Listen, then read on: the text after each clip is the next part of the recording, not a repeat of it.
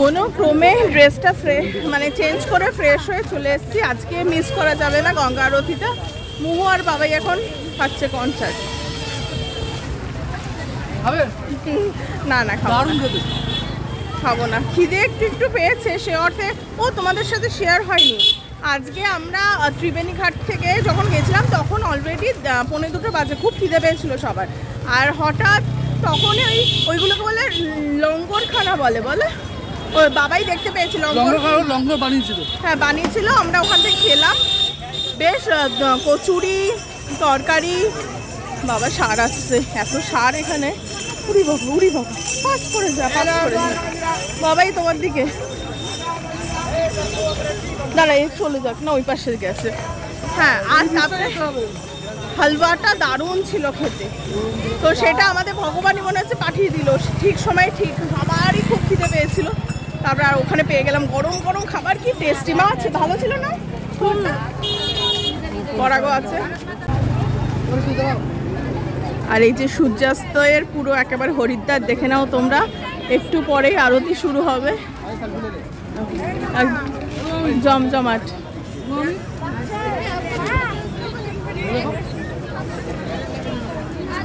গঙ্গার পাড় দিয়ে হাঁটতে হাঁটতে কতটা দূর যে চলে এলাম বুঝতেই পারলাম না। এত সুন্দর লাগছে, মানে এখানে ভাবো তো, মানে ইন্ডিয়ার কোন কোন জায়গা থেকে কত ধরনের লোক এখানে এসছে, দেখে এত ভালো লাগছে। আর এখানে গঙ্গার জল নেওয়ার জন্য এরকম মানে কন্টেনারগুলোও বিক্রি হচ্ছে। আর এই যে ছোট ছোট ঘরগুলো দেখতে পাচ্ছ না, এখানে যারা গঙ্গা স্নান করে তারপরে কিন্তু চেঞ্জিংয়ের ব্যবস্থাও এখানে রয়েছে, মানে এই ঘরগুলোতে তোমরা চেঞ্জ করে নিতে পারো। দেখো বিকেলবেলা হাঁটতে এত ভালো লাগছে, যেমন বিভিন্ন ধরনের খাবার দাবার আছে, আর তাছাড়া তো পুজোর সামগ্রী তো হরিদ্বারই বিখ্যাত। এই দেখো এখন আমি ওপরের ব্রিজটায় উঠে পড়েছি, আর একটু পরেই এখানে শুরু হবে মানে গঙ্গা আরতি। এত সুন্দর লাগছে, এখনও কিন্তু বেশ খানিকটা সময় আছে, প্রায় 1 ঘন্টা, কিন্তু দেখতেই পাচ্ছ কতজন মানে আগে থেকে এসে লাইন দিয়েছে। তো চারদিকটা তোমাদের সাথে একটুখানি শেয়ারও করে নিলাম। আমরা একটুখানি ওপরে ওয়েট করছিলাম, ভাবছিলাম বুঝি ওপর থেকেই দেখবো, ভালো দেখা যাবে, কিন্তু না, আমার মাকে তো বসিয়েও দিয়েছিলাম, ইভেন আমরাও বসে পড়েছিলাম, কিন্তু না, সেটি হবে না, নিচে গিয়েই বসতে হবে। বারবার পুলিশ বা সিকিউরিটি গার্ডরা এসে বলছিল না, নিচে গিয়েই বসতে হবে। তাই জন্য আমরাও নিচে একটু পরে গিয়ে ওখানে বসলাম। কিন্তু দেখো দেখে এত ভালো লাগছে, মানে তোমাদেরকে কি বলবো।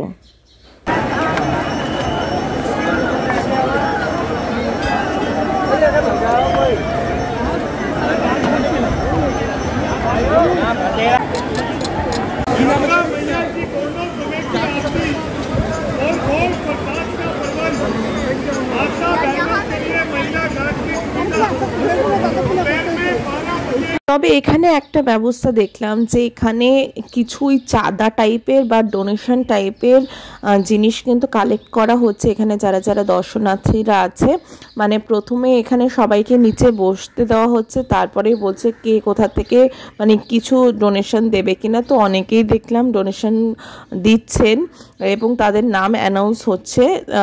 তো এটা একটা ভালো মানে পন্থাই বুঝলাম। যাই হোক, কিন্তু আমার একটা জিনিস খারাপ লাগলো, প্রথমে তো ডোনেশন নেওয়ার সময় খুব রুলস অ্যান্ড রেগুলেশন মেনটেন করা হচ্ছিল, সবাই বসো, কেউ দাঁড়াতে পারবে না, ব্রিজের ওপর কেউ দাঁড়াতে পারবে না, মানে প্রচণ্ড কড়া নিয়মই পালন করা হচ্ছিল। কিন্তু যেই ডোনেশনটা কালেক্ট করা হয়ে গেল, অমনি সিকিউরিটি গার্ড প্লাস পুলিশরা কোথায় যেন একটা চলে গেল, তারপরেই সমস্ত বিশৃঙ্খলা শুরু হয়ে গেল। পেছনের লাইনে সবাই হুড়মুড়িয়ে এগিয়ে গেল, তখন একটা লোককেও কিন্তু খুঁজে পাওয়া গেল না রেগুলেশন মানে রুলস অ্যান্ড রেগুলেশন মেনটেন করার জন্য। যাই হোক, এটা একটু আমার খারাপ লাগলো, আদারওয়াইজ খুব ভালোভাবে আমরা গঙ্গা আরতি দেখেছি। একটু পেছনের দিকে যারা থাকবে তাদেরও অসুবিধা নেই, বড় স্ক্রিনে এখানে মানে লাইভ হচ্ছে, তাই তারা দেখে নিতে পারে। খুব ভালো লাগলো আমাদের ব্যাপারটা। এরপরে তোমরা দেখো। अपने दोनों हाथ उठा के संकल्प लेना भैया।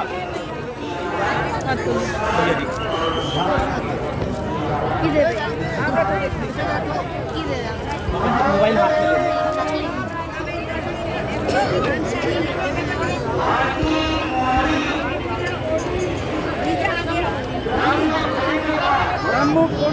এটা করতে হয়।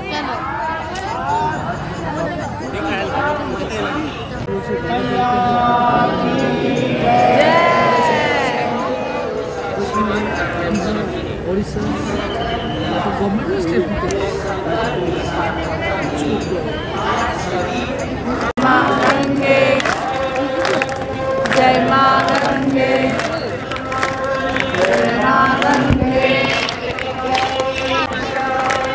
जय मां गंगे,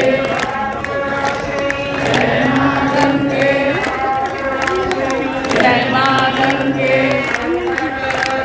जय मां गंगे, जय मां गंगे, जय मां गंगे, जय मां गंगे, जय मां।